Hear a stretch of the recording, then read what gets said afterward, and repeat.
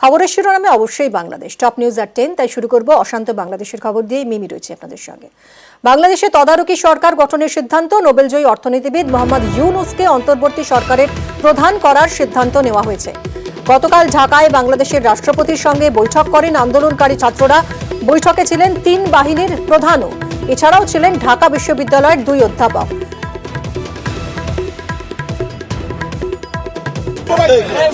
আমরা প্রাথমিকভাবে আমাদের অন্তর্বর্তীকালীন সরকারের জন্য সরকারের প্রধান উপদেষ্টা হিসেবে সর্বজন গ্রহণযোগ্য নোবেল পুরস্কার বিজয়ী আন্তর্জাতিক খ্যাতিসম্পন্ন ব্যক্তিত্ব ডক্টর মোহাম্মদ ইউনূসের নাম প্রস্তাব করেছিলাম এবং আজকে মহামান্য রাষ্ট্রপতিও সম্মতি দিয়েছেন ডক্টর মোহাম্মদ ইউনূসকে প্রধান করেই অন্তর্বর্তীকালীন সরকার দ্রুত সময়ের মধ্যে গঠন করা হবে। মোহাম্মদ ইউনূসকে অন্তর্বর্তী সরকারের প্রধান করার প্রস্তাব দেন গতকাল ছাত্ররা এবং সেই প্রস্তাব গ্রহণ করেন রাষ্ট্রপতি। এছাড়াও সরকারে এক মুক্তিযোদ্ধাকে মনোনয়ন দেওয়ারও পরামর্শ দেন তিনি। অন্তর্বর্তী সরকারের বাকি সদস্য কারা হবেন সে বিষয়ে 15 জনের নামের একটি তালিকাও তৈরি হয়েছে। খুব দ্রুত সরকার গঠন নিয়ে সিদ্ধান্ত ঘোষণা হবে। আর কি খবর রয়েছে আপডেট নেব মৈত্রেয়ী আমাদের প্রতিনিধির কাছ থেকে। মৈত্রেয়ী, দেখো মিনি, এখনো পর্যন্ত যেটা জানা যাচ্ছে গতকাল রাতের এই বৈঠকের পর নাহিদ ইসলাম, যিনি অন্যতম সমন্বয়ক এই বৈষম্য বিরোধী ছাত্র আন্দোলনের প্ল্যাটফর্মের, তিনি জানাচ্ছেন যে মোহাম্মদ ইউনূসের নাম যেটা তারা প্রস্তাব করেছিলেন সেই নামকে গ্রহণ করা হয়েছে এবং অন্তর্বর্তীকালীন সরকারের বাকি যে সদস্যরা রয়েছেন তার মধ্যে যেমন মুক্তিযোদ্ধাদের প্রতিনিধি থাকার প্রস্তাব দেওয়া হয়েছে রাষ্ট্রপতির তরফ থেকে, তেমনি তারা বেশ কিছু নামও তারা প্রস্তাব করে এসেছেন এবং তারা মনে করছেন যে সব ঠিক থাকলে আজকের মধ্যেই নতুন সরকার, অন্তর্বর্তীকালীন যে সরকার রয়েছে সেই সরকার গঠন করতে সক্ষম হবেন তারা। মিনি, মৈত্রেয়ী, আজই কি তাহলে সরকার গঠন হতে পারে? দেখো, এখনো পর্যন্ত যে সম্ভাবনা দেখা দিচ্ছে তাতে যদি সরকারের যে সমস্ত বাকি সদস্যরা রয়েছেন তাদের নাম চূড়ান্ত হয়ে গেলেই কিন্তু সেটা হয়ে যাবে। ইতিমধ্যেই 15 জনের নাম, যেমনটা তুমি বললে যে 15 জনের নাম প্রস্তাব করা হয়ে গিয়েছে এবং সেই 15 জনের নামে শিলমোহর পড়ে গেলেই কিন্তু সরকার গঠনের যে প্রক্রিয়া সেটার দিকে এগিয়ে যাবেন। এই অন্তর্বর্তী সরকার গঠনের প্রক্রিয়ার শুরুর দিকে এগিয়ে যাওয়া হবে, ফলে সেটা আজও হয়ে যেতে পারে, তেমনই সম্ভাবনা রয়েছে। ধন্যবাদ মৈত্রেয়ী। এদিকে গতকালের বৈঠকের পর আন্দোলনকারী ছাত্রনেতা নাহিদ ইসলাম তিনি জানিয়েছেন যে সরকারি সম্পত্তি পাহারা দেবে ছাত্ররা। সরকারি স্থাপনা, রাষ্ট্রীয় সম্পদ এবং আমাদের যে সংখ্যালঘু সম্প্রদায় রয়েছে তাদেরকে রক্ষা করতে হবে এবং পুলিশ বাহিনীকে, আইন শৃঙ্খলা বাহিনীকে পুনর্গঠনের মাধ্যমে দ্রুতই জনগণের মধ্যে শান্তি শৃঙ্খলা ফিরিয়ে আনার জন্য নিয়োগ করা হবে এবং দেশের আইন শৃঙ্খলা বাহিনী ফিরে আসা না পর্যন্ত আমাদেরকে সবাইকে সতর্ক থাকতে হবে এবং আমাদেরকে এই যে কোনো ধরনের নাশকতা যাতে না হয়, লুটপাট যাতে না হয়, সেজন্য ছাত্র জনতাকে পাহারা দিতে হবে, সতর্ক অবস্থানে থাকতে হবে। সকলে মিলে ছাত্র জনতার দেশ গঠনের মাধ্যমে আমরা যে নতুন বাংলাদেশ, সেই বাংলাদেশ বিনির্মাণ করব। শেখ হাসিনাকে কড়া আক্রমণ নোবেলজয়ী অর্থনীতিবিদ মোহাম্মদ ইউনূসের। হাসিনার বিরুদ্ধে বাংলাদেশের গণতন্ত্র ধ্বংস করার অভিযোগ করছেন তিনি। হাসিনা দেশ ছাড়াই সবাই খুশি, দাবি নোবেলজয়ী অর্থনীতিবিদের। It's a celebration now all over Bangladesh that she has left. Now they're free from her. This was something that they're hoping someday will happen. The students made it happen. Demonstration became uglier and uglier because government wanted to shoot at them. They did shoot them, they killed them, continued with them, and then they brought paramilitary. Still, students become larger and larger in number. Now she had to leave the country because of the things that she have done over years.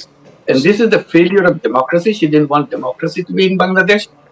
She had fake elections, never had a real election like we had in the 16th of December in 1971.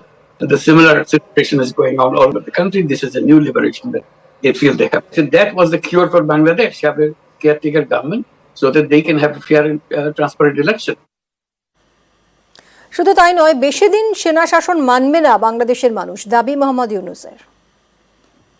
Army rule is always bad, always destroys whatever you got. It's never welcome to anybody. So we will be very vocal if the army continues. গণতন্ত্রে জনমতকেই প্রাধান্য দিতে হবে, পরামর্শ Mohammad ইউনূসের। In democracy, anybody come in. Trump is getting elected. Everybody hates it. I hate the way he does. Doesn't mean that he cannot run the election.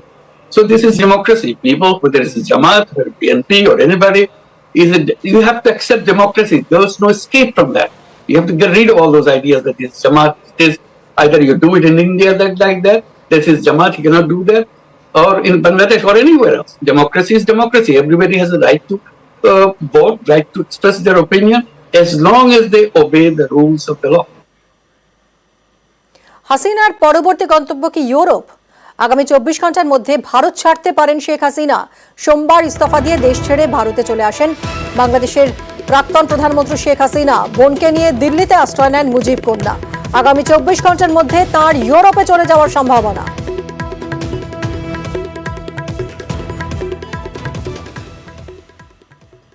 অন্যদিকে jail মুক্ত খালেদা জিয়া। বাংলাদেশের প্রাক্তন প্রধানমন্ত্রীর জেল মুক্তি। শেখ হাসিনার পদত্যাগের পরেই তাঁর জেল মুক্তির নির্দেশ দেওয়া হয়। বাংলাদেশের রাষ্ট্রপতির নির্দেশে জেল থেকে ছাড়া পান খালেদা জিয়া। 2018 সালে 17 বছরের জন্য খালেদা জিয়ার কারাদণ্ডের নির্দেশ দেওয়া হয়। আর্থিক তছরূপের দায়ে কারাদণ্ড হয় বাংলাদেশ ন্যাশনালিস্ট পার্টি নেতা খালেদা জিয়ার।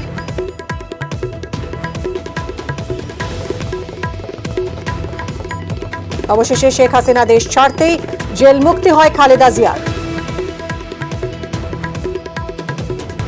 আর এরই মধ্যে জানা যাচ্ছে আজই বাংলাদেশে ফিরতে পারেন খালেদা জিয়ার ছেলে তারিক রহমান।